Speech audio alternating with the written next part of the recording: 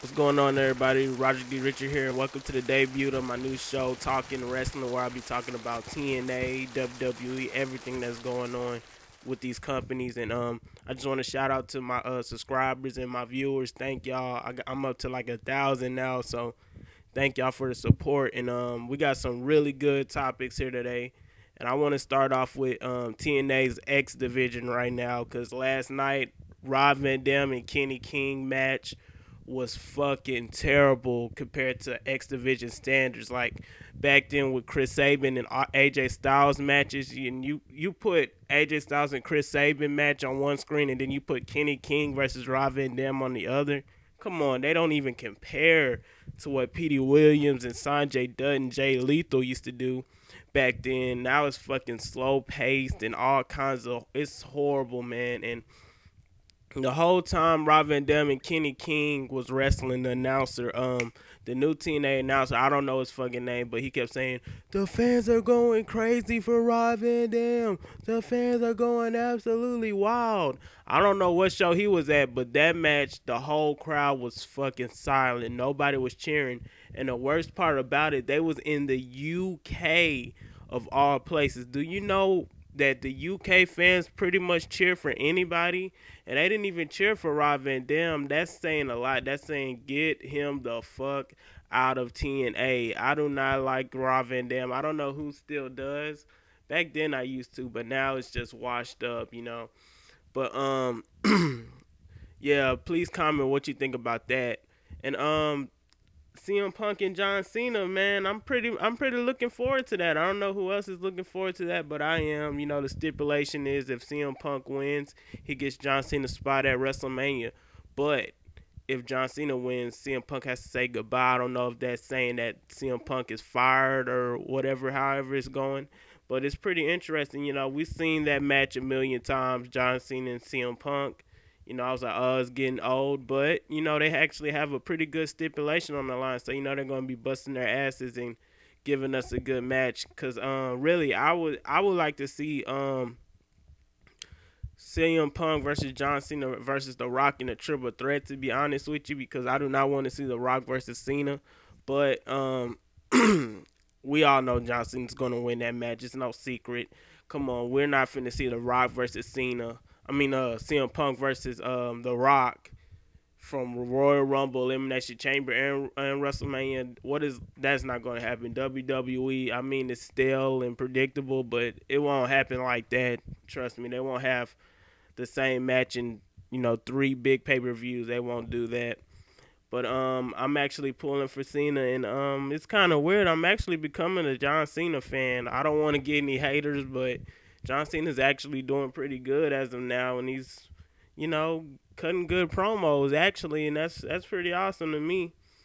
But I want to ask y'all about Jack Swagger and Del Rio. Are y'all really buying this rivalry? Cause I'm really not. I'm not sold on this rivalry. I'd much rather see Del Rio and Dolph Ziggler have a rivalry, or Del Rio and Mark Henry. But I'm going to sit back and give Swagger a chance, because Swagger has the wrestling skills and the mic skills, to make this rivalry, elevate big time, make it a big time rivalry. But like I said, I think Swagger is being pushed way too early. That's what they did with Del Rio, and you seen how Del Rio was when they had him against Edge and shit.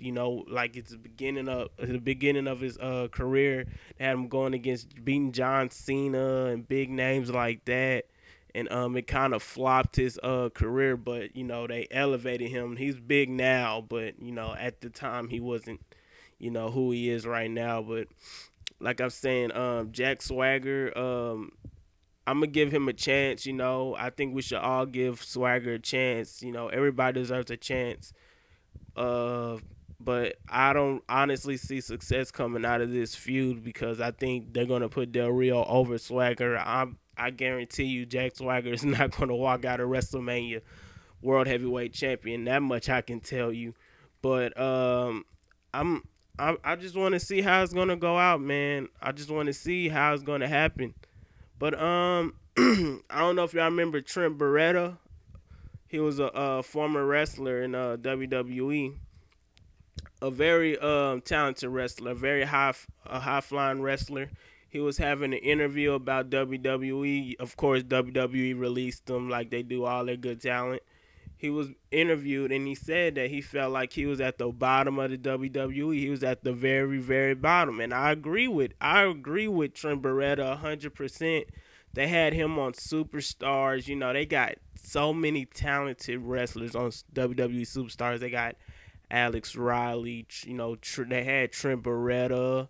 They got Justin Gabriel, Tyson Kidd. You know, these superstars that could be, big in WWE, but yet they have them down, down, down at the bottom. I'm not getting that, and I see why Trent Baretta is saying this, because he's saying that there's so many talented wrestlers that's at the bottom of WWE. WWE is looking past them, and I 100% agree with that, man. You know, you got The Rock taking spots, like, you know, he's hogging up so much spotlight. You know how long The Rock's promos is? They're like fucking 30 minutes long and shit. You know, you could have had a Trent Baretta and Justin Gabriel match to fill up, The Rock's promos, and they could show you why they deserve the spotlight.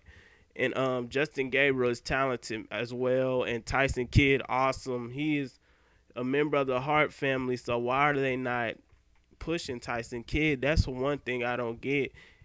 I don't know what WWE is doing, but they need to get it together.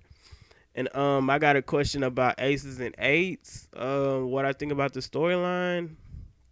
Well, Aces and Eights, it's a pretty good storyline. But I think it's pretty much going on a little bit too long. I think they should just reveal who's the leader of Aces and Eight, and just get it over with and move on. But every time you think Aces and Eight is getting old, something pops up that makes it more interesting again. Like the Taz thing. Like I would have never guessed in my lifetime that Taz was gonna be a member of Aces and Eight that night. I didn't. It completely shocked me. I ain't never been that shocked in a while. Pretty much since the Attitude Era, I haven't been that shocked, and that shocked the fuck out of me when Taz was wearing that Aces and Eight jacket at that marriage whatever the marriage thingy. But yeah, I pretty much think Aces and Eight needs to die down. It's going on a little bit too long. But like I said, every time you think it's getting old, they pop up with something that makes it more interesting. So you never know. I'm just hoping that Eric Bischoff is not the leader of Aces and Eight. That's all I am hoping. Because if Eric Bischoff turned out to be the leader of Aces and Eight, I'm gonna stop watching TNA, because I don't like Eric Bischoff whatsoever. I don't like him at all. He sucks. He changed the fucking 6-sided ring back to the 4-sided ring. So I can't stand him, and he just kills businesses.